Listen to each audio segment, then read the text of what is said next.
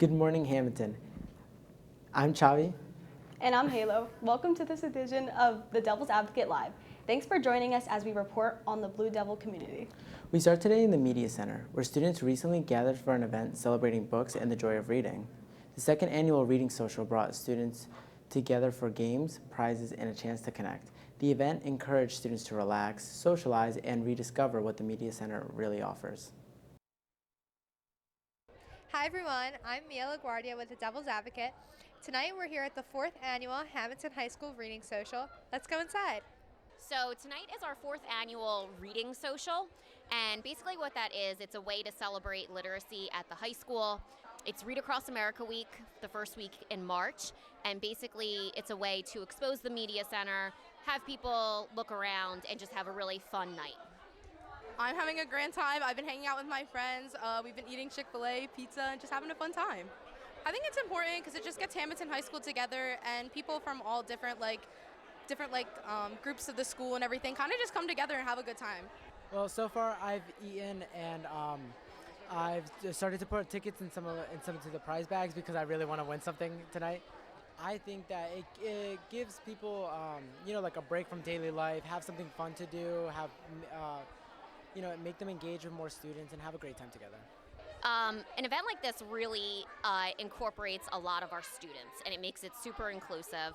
I always say this, I love this event because it's just clean fun, and it requires zero athleticism. Even though I am pro athletics, I coach, I just love seeing all different types of students here on this night.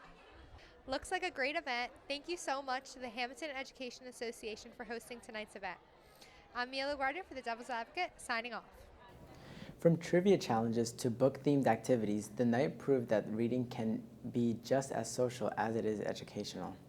From the Media Center to the mat, Hamilton Wrestling is heating up as postseason competition continues. 5 Blue Devils have qualified for the region tournament this weekend, one of the most competitive stages in New Jersey high school wrestling. With a chance to advance toward the state championships, these wrestlers have put in months of training and dedication to reach this point.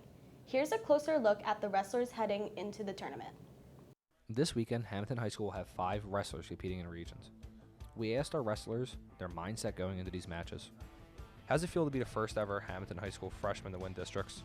I mean, it feels great, a lot of work paid off and a lot of training coming up to the district tournament, coming in as a 2 seed, so it felt really good to get a win and getting to the top of the podium. How much hard work went into these 4 years to get you to where you're at right now in regions? Way too much hard work. It's constant. We have all Saturdays on practices from November all the way to March. It's just all the practice, all the time, all the quads, dual meets, like time with my teammates. It's just too much to not make it to regions. How does it feel to be a 2-time district winner? Fantastic. A lot of hard work put into it. And it's great to repeat it and show everyone that I'm still getting better and there's still a chance to make it back to states like last year and shock the world. Decided it's time to prove himself. I mean, this could be huge. How does it feel to be a first-time region qualifier? It feels good, exciting, ready to wrestle. How are you feeling leading up to regions this weekend? Well, I have a winnable first match, try to get past my first kid and see where it goes from there. It's just a big accomplishment making it to the regions and stuff, and I'm just happy I was able to do it.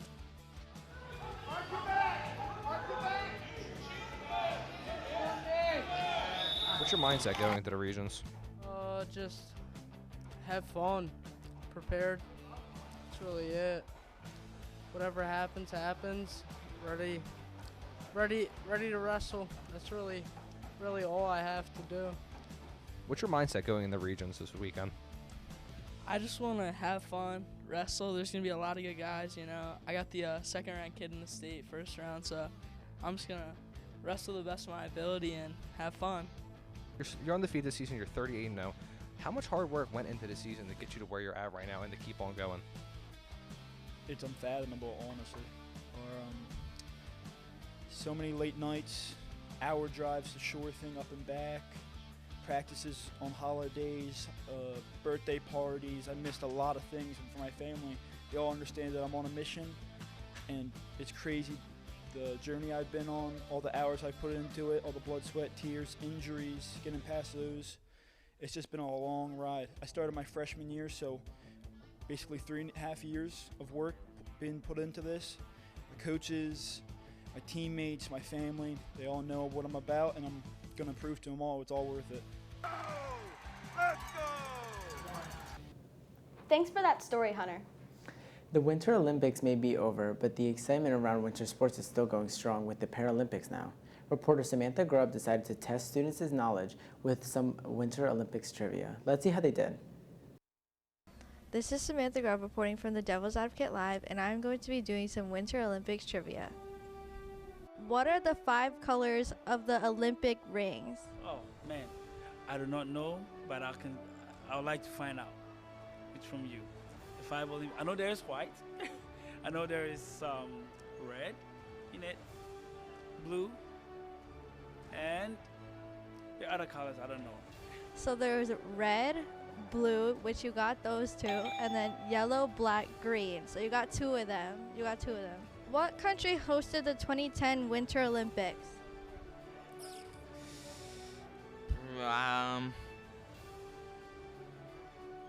America. It was Canada. When were the first Winter Olympic Games held? 2002. It was 1924. Which country hosted the first Olympic Games? I'm gonna go with Salt Lake City. It was France. In which city is the Utah Olympic Park used for ski jumping and bobsled in 2002? Salt Lake City. True or false? The Winter and Summer Olympics are held in the same year. That should be false. Yes, it's false. It's false. Looks like some people were experts on the Olympics, but others not so much. This is Samantha Grubb signing off. Thanks to our participants and good luck to the Paralympics representing the United States. Let's shift our focus now to television and film.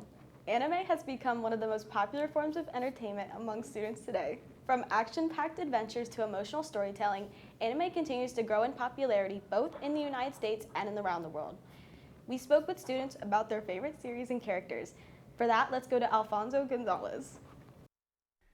Anime, a form of animation that began in Japan, has grown into a global entertainment powerhouse with its wide range of genres and distinctive visual style. What's your favorite anime and why? I say Berserk because I really like Guts because he just has hella aura and I aspire to be like him. I say Dragon Ball because it's like the Godfather's of anime. Like you talk about One Piece, Naruto, all that. They take inspiration from Dragon Ball all the time. Favorite anime is JJK or Jujutsu Kaisen. It's about like cursed energy and like people that have like fears of things that turns into cursed energy, and then that like can create like monsters or like cursed spirits. But ultimately, the anime is about like it's a social commentary on like how conservatism and tradition are not good for society, and that like progression is ultimately the way that like society is going to go. The best example of this is the Zenin clan. Which is an abusive clan that like is really good at sorcery, but also treats the women and the people who don't have curse techniques or very poorly. And so ultimately, a character called Maki is a girl. She has no curse energy, but she's really strong, and so she kills all of the Zenin clan folk. So that's like that's like the biggest example of like defeating tradition or whatever. For anime is Dragon Ball Z, and the reason why is because it's just like so nostalgic, and I've been watching it since like the womb, since like Goku is a day one. Like nothing beats Dragon Ball, especially if you're Mexican. Like Dragon Ball has always been there for you, in the slums, in the trenches, in the tenements even. Who's your favorite character and why? I say Griffith, cause like he's just really cool, bro. Like he's just awesome. Like look at his hair, bro. Like that's just sick. Kenji Hikari. just because his technique is about gambling, and once he hits his jackpot, he's immortal. And honestly, I just love gambling. Well, definitely Goku, for sure. I mean, he's a guy who he always maintains positivity. He's really good at changing the people around him for the better, and that's what I really like. And he works hard in everything that he does. Probably Ippo Makinochi from Hajime no Ippo.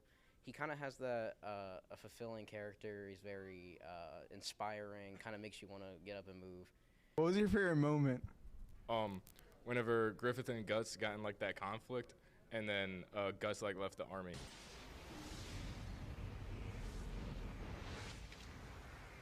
My favorite moment, I say Goku versus Kefla. Like one moment it was like Goku like flipped over her beam, and like he did like a somersault, and like they like instant replay like 3 times. He blasted right in her face, and like she just died. Like was probably in the first third of the series itself. Goku's fighting this bad guy alien named Frieza, who you come to find out Frieza blew up his home planet, Goku's home planet. After they're fighting on this other planet when they're trying to save their friends and revive their friends using these magical relics called Dragon Balls, Frieza kills Goku's best friend, and Goku transforms into this Super Saiyan, and it leads to probably the coolest like fight sequences in the entire series. They're doing the Chunin exams, and Rock Lee's fighting Gaara, and like they like start duking it out. Rock Lee should have won. I think it was kind of BS that he didn't, but you know, I think that's like my favorite scene, one of the best fights in that show. When Luffy transforms into Gear 5, he starts like growing dreads and stuff. Death Note, when he's like walking away, he turns around and she dies. You have to get that as ball knowledge. Favorite moment in JJK is honestly the Sukuna versus Maharaga fight. Sukuna is like the strongest sorcerer too, and Maharaga is like this thing that can adapt to any phenomena, so it's cool to see them fighting. And it's in like Shibuya, which is in Tokyo, so like they're all kind of like throwing each other into buildings, and like, you know, it's all kind of crazy stuff. It's really well choreographed, and I like the part especially where Maharaga throws a whole building at Sukuna, and Sukuna pops his domain expansion. I think that's a really cool part. More than just entertainment, anime has become a shared cultural experience that connects audiences. We clearly have a big anime fan base here at HHS. In film news, award season is here, and the biggest night in Hollywood is just around the corner.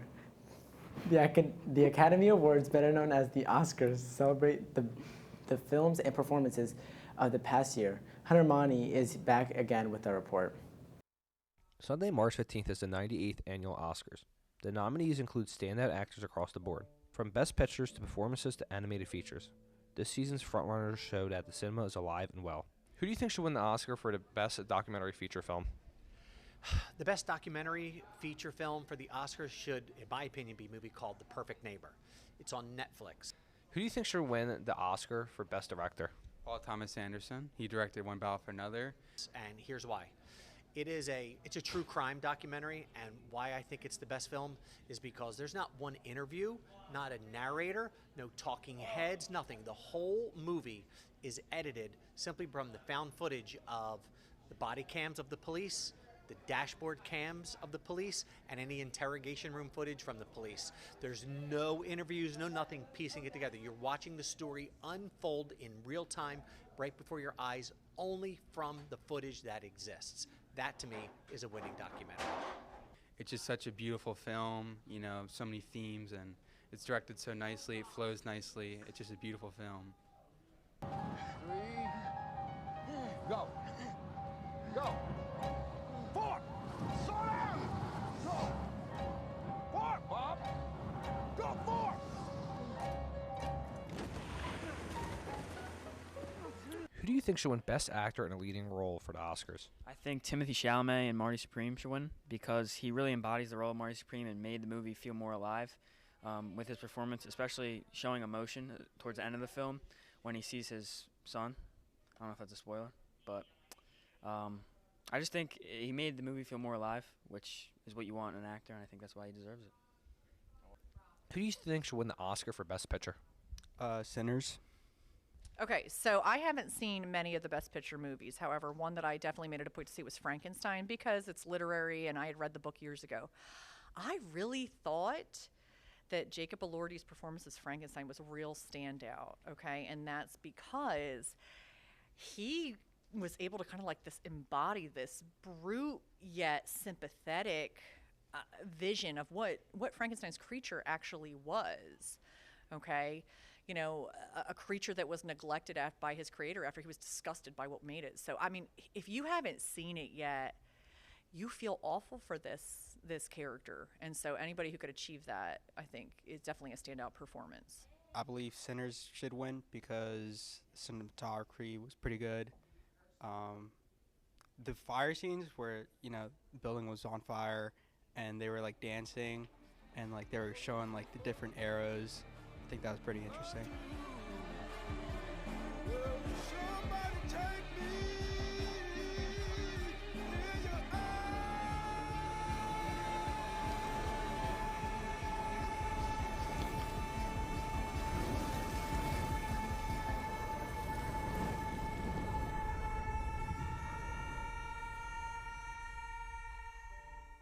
As we inch closer and closer to the Oscars, we hear more and more reasons on who should win each award. For me, I love one battle after another and believe it will bring home a major amount of awards. But for others, they may think Marty Supreme or Frankenstein. Cinema was made to share opinions and bring people together. Award shows like the Oscars has succeeded in their main goal of bringing people together. Unless you're Will Smith. That's all for today's edition of the Devil's Advocate Live. Thanks for watching, and good luck to our wrestlers competing at Regions this weekend. Have a great day, Hamilton. Go Blue Devils!